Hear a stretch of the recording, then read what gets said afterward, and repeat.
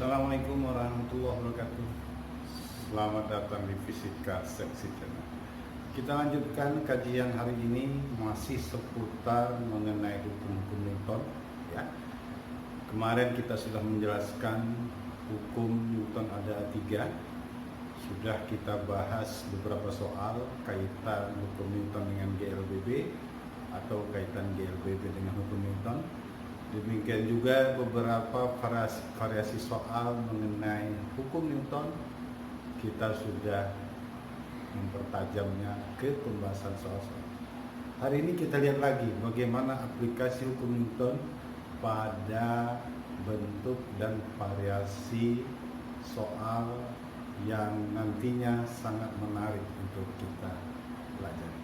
Mari sama-sama kita lanjutkan kajian fisika mengenai hukum Newton. Kita lihat.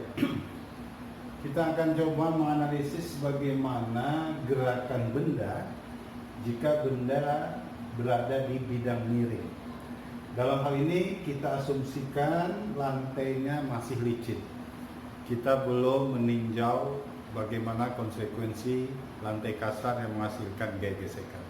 Masih kita menganalisisnya, gaya gesekan belum kita tinjau.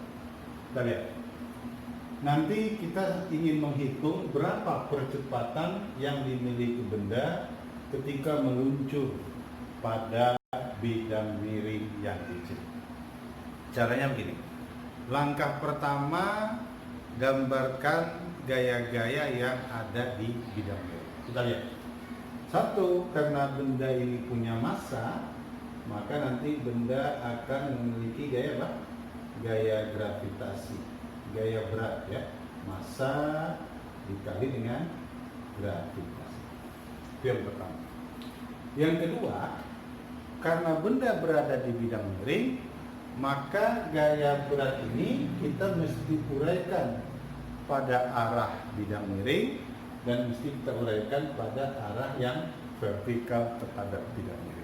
Kemarin kita sudah jelaskan sepintas, sumbu yang berimpit dengan sisi miring ini merupakan arah pada sumbu mendatar atau sumbu X.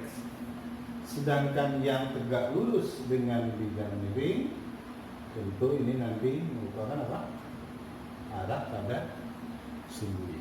Nah, kalau di sini sudutnya alfa, dengan membandingkan segitiga yang besar ini dan segitiga nanti yang kecil di sini, kalau di sini alfa, besar alfa nanti akan sama dengan di sini. Kalau bidang miringnya alfa terhadap sumbu X, nah maka dalam hal ini alfanya terhadap sumbu Y. Ya, kita bisa nanti membuktikan. Baik.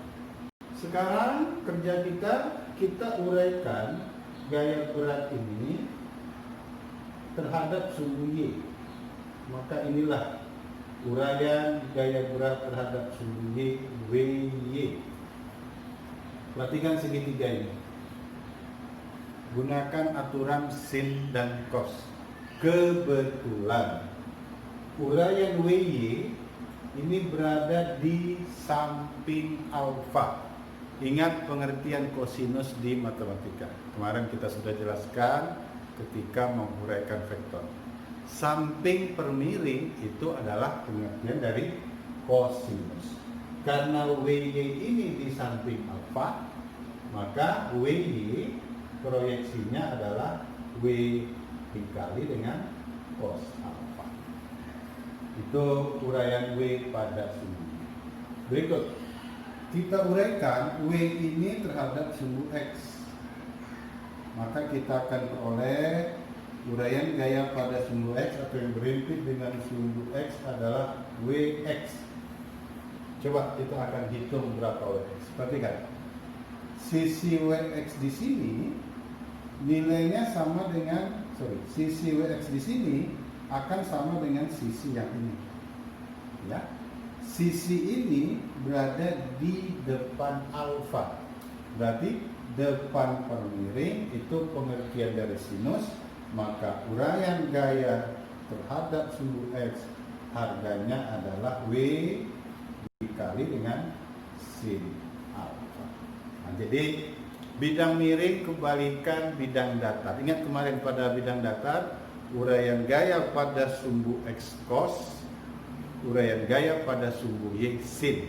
Seakan-akan bidang miring terbalik, uraian gaya pada sumbu Y malah cos, uraian gaya pada sumbu X sin. Ya, jadi supaya kita relatif mudah menyerapnya, bidang miring uraiannya lawan dari bidang datar. Baik, sekarang begini. Coba bayangkan benda ini meluncurnya kemana? Ke sini, kemari, atau ke sini? Ya, bidang atau benda akan menelusuri sisi bidang miring. Kan gitu ya? Nah, maka sekarang kalau kita mau menghitung berapa percepatan benda, kita terapkan hukum 2 Newton. Percepatan benda kita bisa hitung sebagai berikut. Lihat, gunakan hukum 2 Newton. Sigma gaya sama dengan massa dikali dengan percepatan. Perhatikan benda ini meluncur ke arah bidang miring. Perhatikan, gaya apa yang menarik benda pada bidang miring?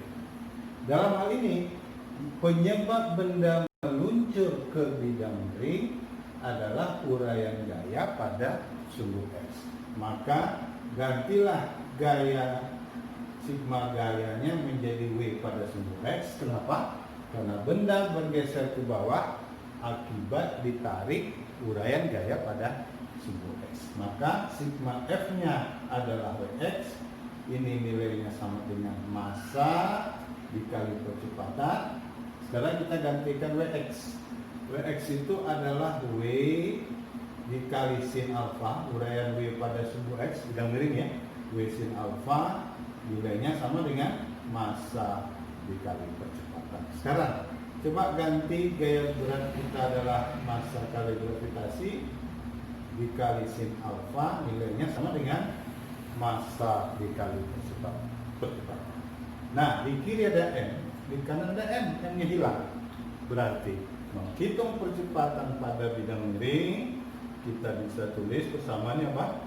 Gravitasi dikali dengan sin alfa. Inilah percepatan yang dialami benda ketika meluncur pada bidang miring. Ya, dengan catatan permukaannya licin. Bagaimana kalau kasar? Nanti kita akan analisis setelah nanti kita mempertajam pengertian gaya gesekan. Nah, inilah A sama dengan G sin alfa. Ini dulu eksperimen dilakukan Galilei di kampungnya di Italia. Dia jatuhkan 3 benda yang berbeda, kelapa, apel, dan katakanlah mangga, dijatuhkan pada menara Pisa. Dihitung waktunya pakai nadi. Ternyata meskipun massa benda tersebut berbeda, waktu sampai ke bawah sama. Kenapa? Alasannya karena mengalami percepatan yang sama. Walaupun massanya berbeda, benda pada bidang miring mengalami percepatan yang sama, bergantung hanya pada gravitasi dan sudut kemiringan. Sementara massanya tidak berpengaruh.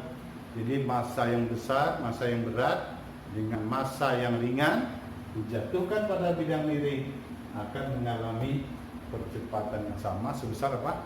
Sama dengan G dikali sin alfa dengan catatan lantainya